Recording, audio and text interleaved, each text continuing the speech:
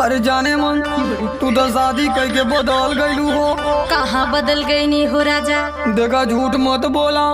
बतावा राजा तोहर कैसन हाल चाल बाटे? भाई तोर मरल रहे देखा गाल लाल बाटे।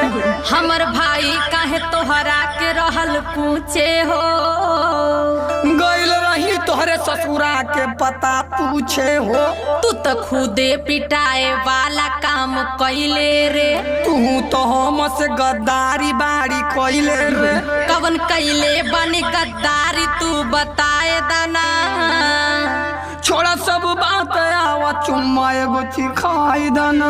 अब तू भूल जा जवन होत रहे पहिले हो। काहे का बारू का पति का कसम खैले हो। सुन तोहरो ले निमन पति पहिले